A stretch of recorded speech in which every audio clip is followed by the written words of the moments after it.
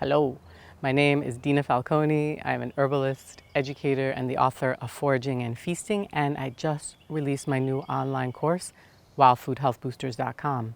What are we doing here today in the wild garden here in the Mid-Hudson Valley of upstate New York in mid-spring? We are going to check out Dame's Rocket. We're going to do a Dame's Rocket tour, so you're going to be able to ID this beautiful wild edible. So, where are you going to find Dame's Rocket? Hesperis matronalis of the Brassicaceae family. By the way, it is related to the kale, to the broccoli, to the cauliflower. And by the way, I'm loving this butterfly drinking the nectar of the Dame's Rocket. I hope you can see that. So this Dame's Rocket is part of the Brassicaceae family. It's another edible. And where are you going to find this plant? Where does it like to grow? It likes to grow on the edge of the woodlands, within the garden. It likes to grow in moist bottomlands. It does like the soil to be well drained, but it grows in so many soil types. It needs some full sun to part shade. And where is it native to? Where do you find this Dame's Rocket in the world? It's native to Europe, but has naturalized all over the United States. Zones 4 to 9 within the US.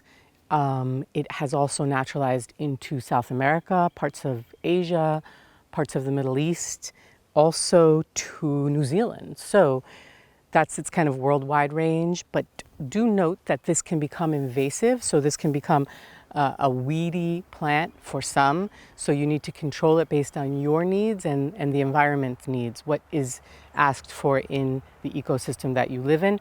I personally love it. As you can see, we're in the wild garden and I let it just completely do its thing. That's not true. I control it where the golden seal is growing. I keep it in check, but I also love it. So let's get close to it now so you can key it out, so you know that you have the right plant. Let's do that. Here we have some Dame's Rocket loveliness. This is in its second year of growth, so you know this is a biennial of the Brassicaceae family. This is a 2-year life cycle plant, and right now what you're seeing is its second year in flower, and it grows to about 3 feet, sometimes 4 feet, sometimes 2 feet, and about 2 to 3 feet wide, so you're getting that sense, yes? Let's have you look more closely now at the flowers.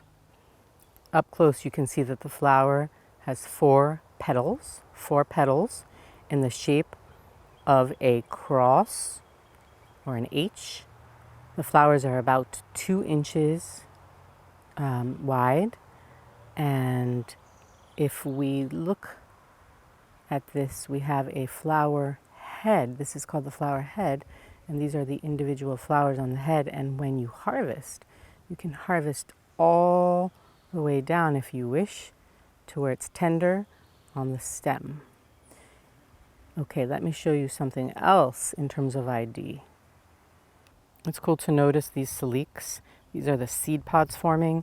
Once the flower gets pollinated, these elongated I believe it's 2 inches approximately, maybe longer, seed pods form, and inside are edible seeds. So this will continue to grow out, and I'm going to show you last year's seed pod in a moment.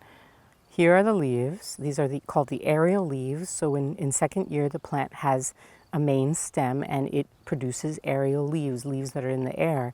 And you can see that they alternate up the stalk. So you definitely want to make sure that you see the alternate leaf pattern. And if you can see also pretty closely that these leaves, they have no stalks, or very, very little. They're almost sessile. They're stalkless. They have no petiole. And then if we look at the main stem right here, if you can have a good look at that, that's quite fuzzy hairy. So you want to just kind of touch that and you can tell, and even you can see it pretty clearly. So you've got a fuzzy main stem. The leaves themselves also have fuzz and hair. That may not be so visible, don't worry about it, but just so you know, it's a very subtle hair. And then if you can see, actually I want to show you a leaf from a different angle. Here's an opportunity to see Dame's Rocket leaves. This is the lower aerial leaf, and you can see that it has a petiole or a leaf stem, and it is much bigger than these. As you begin to go up the stem of the dame's rocket, the leaves shrink and the petiole shrinks, the leaf stalk shrinks. And then when you get way up in the plant, right before you see the blooms, you're going to see these little elongated thin leaves. Now, how do you describe these leaves? These are elongated with pointy tips. They can be a little bit egg-shaped or ovate, and then they do have teeth. So you can see these little denticles or these teeth more pronounced or more frequent in the upper leaves. Okay, I think that's the detail on the Dame's Rocket leaf variation. These are aerial leaves of second year Dame's Rocket. Let's go show you some more clues. Now you can see last year's flowering stalk, this main stem which has died. And if we go all the way to its tippy top, it had flowered. Of course it had flowered. And what we get to though is this skeleton of a salique. This is the seed pod from last year. Pretty beautiful. They're the skeletons of last year's seed pod. Salique is the term for seed pod for this mustard family plant. From those beautiful saliques, those beautiful seed pods, we get baby Dame's Rockets. Of course, you can control the plant if you so wish by not letting it go to seed.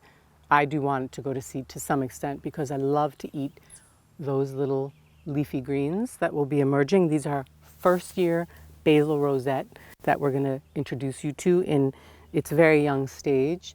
This is when you do want to gather it for salad, when you do want to gather it even for cooking. So come on and have a look at it. Here are these probably month-old sprouts. They're not really sprouts anymore. This is first year basil rosette, and these are going to get quite big. The leaves are going to fill out. Here's another sprout of Dame's Rocket. Here's another little teeny one. Can you see that little teeny Dame's Rocket? Oh, yeah, I know it's a little bit hard, but it's good to get acquainted so you know how to control the plant and also how to harvest it. At this stage, it is a little tricky to key out, but practice, okay? Keep practicing. And here you have teeth along the margin. It's more eggy. The leaf is not as elongated and it still has its pointy tip. Typically, this one has been bitten already by an insect. Right there. Okay, let's move on to discuss foraging for the flowering tops. Here we have flowers.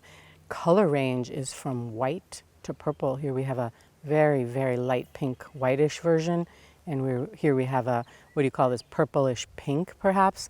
Let me show you a couple of other color variations.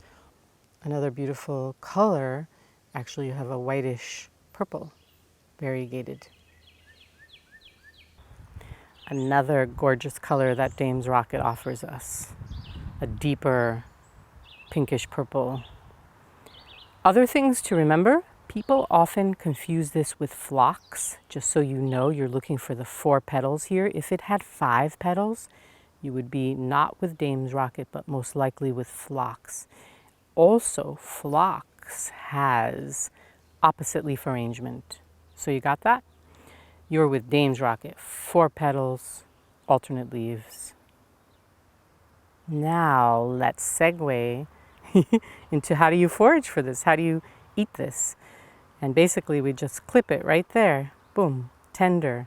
We could even go all the way down here, get all of that. Or if I just wanted some flowers, single flowers, I could just pluck them like that. And all of this beauty goes into a salad. It goes into garnishing tabbouleh. See that unopened flower bud right there? There's a whole mess of unopened flower buds. Those are also delicious. And they're more vegetable-like in my opinion. So you could gather Dame's Rocket in flower bud and eat that baby up. You can see here that we have an unopened flower head. I mean, the flowers have not emerged. They're all in bud right there, compared to these beauties which are already blooming. But just to put it in your mind that this here, this tender flower bud head, this is all tasty food. So I could come out here and clip this baby right there and put that into a saute or mince it up and put it into salad. This is also lovely and tasty. So Dame's Rocket does smell quite lovely. Its scientific name is Hesperis matronalis, Lady of the Evening. Why is that name given to this? Because actually that odor, that alluring sweetness, that aroma increases as the sun sets. So it's the Lady of the Night. Okay, so let's fill our basket with this Lady of the Night and toss that into our salad. Let's get foraging, let's get harvesting.